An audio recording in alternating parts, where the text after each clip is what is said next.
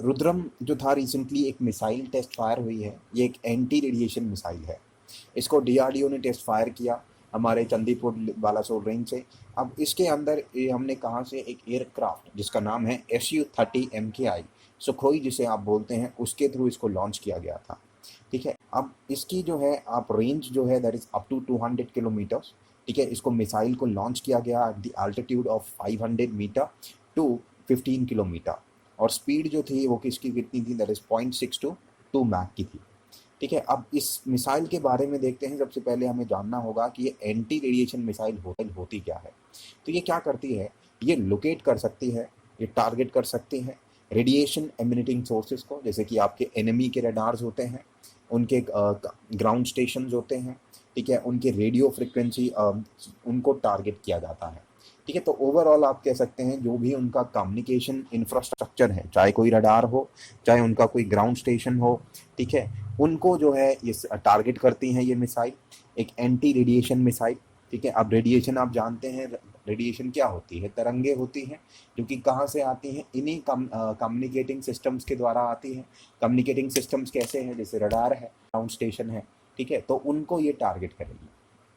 ठीक है, तो ये क्या करेगी, इसमें क्या पोटेंशियल होती है, ये जो जनरली क्या होता है कि रडार स्टेशन ट्रैकिंग के लिए काम आता है।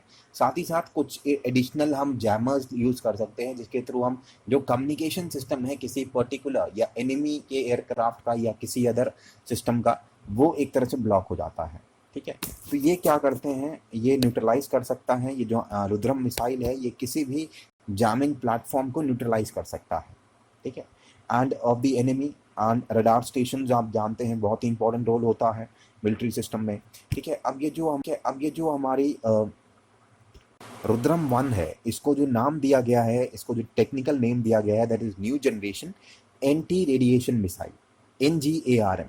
ठीक है, अब NGARM जो है ये हमारे DRDO की एक लैब है जिसका नाम DRDL है, that is defence research development laboratory, जो कि हैदराबाद में है, उसके द्वारा इसको डेवलप किया गया है with joint efforts from all the other DRDO labs, Indian air force and the HAL।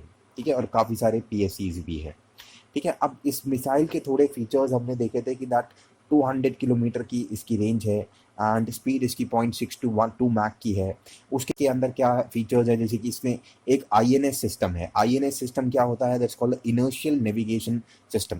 ठीक है, एक GPS होता है, ठीक है, जिसमें एक पैसिव होमिंग हेड होता है फॉर द फाइनल अटैक।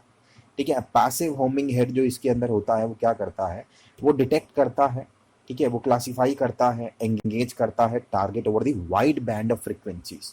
ठीक है, एक वाइड बैंड ऑफ फ्रिक्वेंसीज को ये डिटेक्ट कर सकता है, क्लासीफाई कर सकता है और उनके ऊपर टारगेट कर सकता है। जैसे हमने काम ही देखा है कि रडार सिस्टम ज़्यादा कम्युनिकेशन सिस्टम को ये टारगेट करेगा। ठीक है, तो उसमें एक सिस्टम है जिसका नाम पैसिव होमिंग हेड है। ठीक है, जो कि उसके GPS के साथ है। ठीक है, अब ये काफ़ी इंडियन एयरफोर्स के लिए काफ़ी कारगर साबित होगा, क्योंकि इंडियन एयरफोर्स के लिए बहुत ज़रूरी होता है कि किसी भी जो कम्युनिकेशन सिस्टम है हमारे एनिमी का, उसको हम टारगेट करें ताकि उसका जो पूरा सिस्टम डिस्टर्ब हो जाए। तो किसी भी एक वॉरफेयर के अंदर कम्युनिकेशन सिस्टम का एक बहुत ही प्राइम रोल है। अगर वो डीएक्टिवेट हो जाएगा तो हम कह सकते हैं कि हमारी जो है जीत हो सकती है। तो ये काफ़ी एक इम्पॉर्टेंट रोल प्ले करेगी। अब इंडिया पहला कंट्री नहीं है जिसके पास इस तरह का मिसाइल आया है। इससे पहले US, चाइना, रशिया के पास भी इस तरह के सिस्टम एग्जिस्ट करते हैं। ठीक है, तो ये हमने रुद्रम के बारे में देखा, उसका जो नेचर है वो हमने कवर किया।